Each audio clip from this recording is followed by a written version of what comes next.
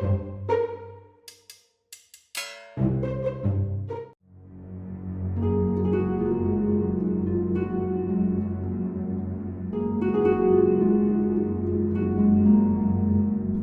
guys, welcome to another video. Today we're going to be counting down the top 5 weird specs from the Burning Crusade. So if you thought my last video about weird specs was weird, then this video is just going to take it an extra level further. Some of these specs are very rare and very strange, and then very weirdly really strong in specific situations, and sometimes even in a normal situation like a normal raid situation. These specs actually did provide some seriously good DPS, but people just didn't play them because they were so uncommon. But anyway, just before jumping guys, please do give me a quick follow on Twitch when you catch any of my live streams. But anyway, let's jump in. So the first spec I have for you is the Spellpower Rogue, and you definitely heard that right. A rogue that literally stacks spell power. So the spec was pretty straightforward. What you were trying to do is optimize your poison damage. There are a number of abilities added in the Burning Crusade which increase your poison damage, particularly Shiv, which allowed you to get a guaranteed chance for your poison effect on your offhand to affect the target. So that could be instant poison, deadly poison, or anything like that. So that made applying poisons much simpler.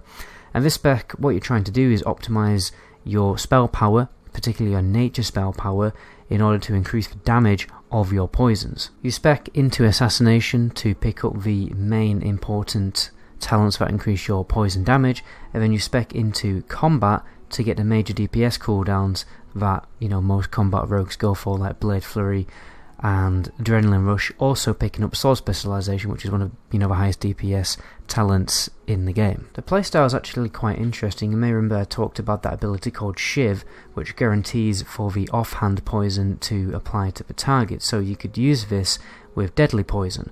And what you tried to do was have 2 weapons for your offhand weapon. One weapon would be used as a dummy to apply deadly poison and stack that 5 times, but once you stack deadly poison 5 times, you can get slightly better DPS by just switching to an offhand with a typical instant poison, because obviously instant poison does more DPS than deadly poison, and obviously when you've got deadly poison stacked with it 5 times, you don't really need to keep reapplying it for no reason, so that's when you switch over to an instant poison. So what you would do is set up macros to switch between 2 different offhand weapons with 2 different poison effects, and you just basically keep doing that over and over again. You could even extend your DPS even further by snapshotting the deadly poison effect, so every time you got a trinket proc or any other kind of weapon enchant proc or something like that, or maybe an even unused trinket, then you could refresh the deadly poison dot whenever your DPS buff, your strength buff, or probably spell power buff, because Spellpower Rogues would go for spell power trinkets.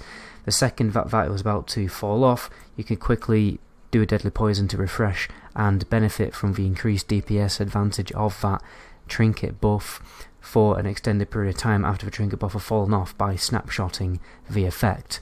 A lot of Warlocks and Death Knights have used that technique for years before it was totally removed in Walls of Draenor to massively optimize your DPS. It was a spec very rarely seen in raids and mostly seen more on private servers, because during retail TBC it just wasn't very popular, and it wasn't tested properly, it wasn't optimized properly, minimaxed that properly. No one really try-harded the spec until people started messing around with it on the Burning Crusade private servers.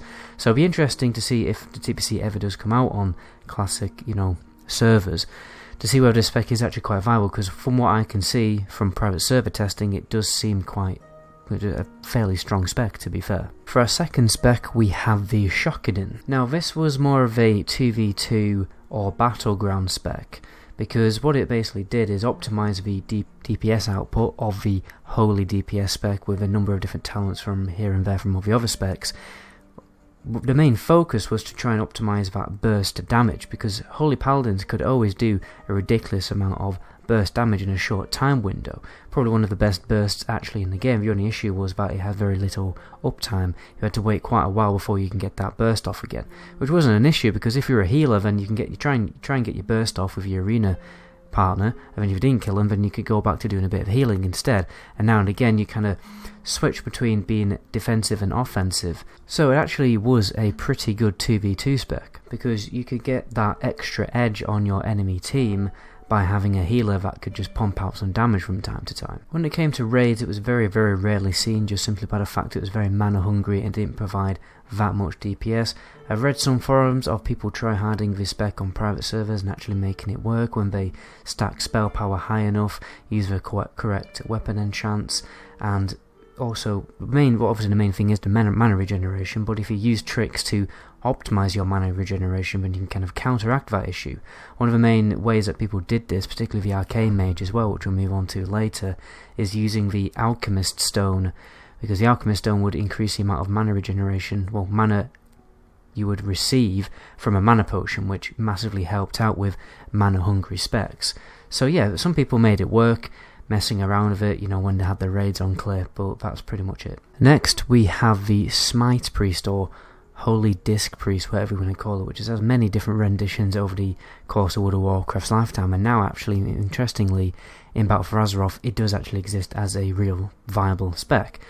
But the journey of the Smite Priest started all the way back in the Burning Crusade, maybe Classic, but I don't really heard of many things going on with Classic, to be honest, more of just a leveling spec in Classic, but people did actually make it work in the Burning Crusade as a raid DPS spec in the early phases of the Burning Crusade, because it was actually quite competitive with the other caster DPS specs.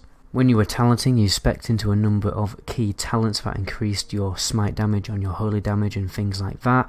Then you also dipped into discipline to the point where you get power infusion, which is a ridiculously good offensive DPS cooldown. You could also increase your damage even further by being in the same group as a Retribution Paladin, as they had an effect called Sanctuary Aura, which just increased all holy damage by 10%. And you already have an increased 20% holy damage, well, damage on your main abilities by 20%, so an extra 30% damage, just flatline damage, was actually pretty useful.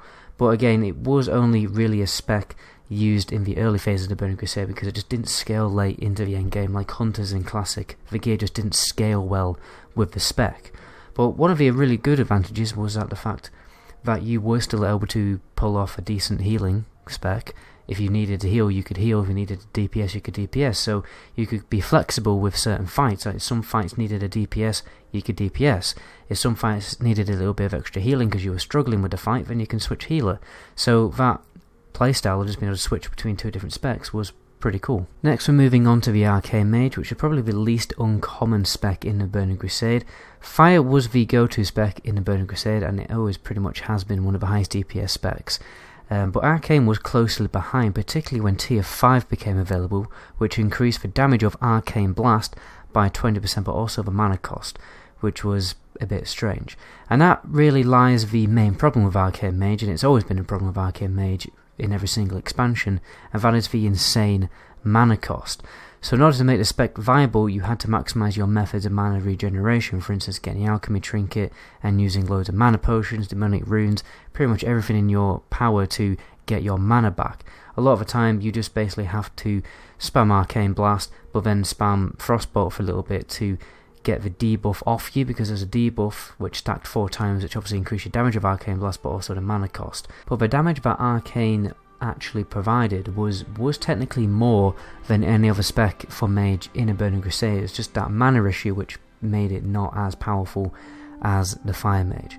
But the massive crits that you can get of Arcane Blast were just totally unreal, and they always have been for the whole of World of Warcraft's lifetime.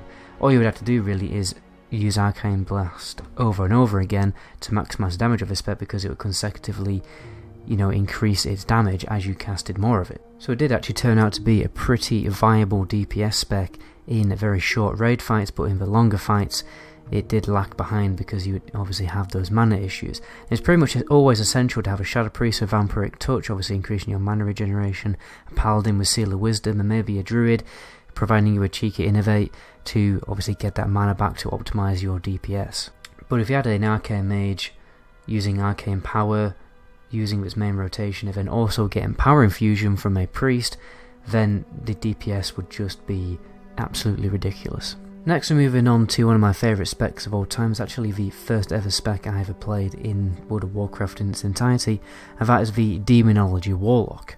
So Demonology Warlock wasn't really used that much during the Burning Crusade because Affliction Warlock did more damage in the early phases, and then Destruction I can't remember what the spec is called, but it's basically the Shadow Bolt spam spec, which did ridiculous damage in the later phases of Burning Crusade, which was really boring because all I had to do was cast Shadow Bolt all the time.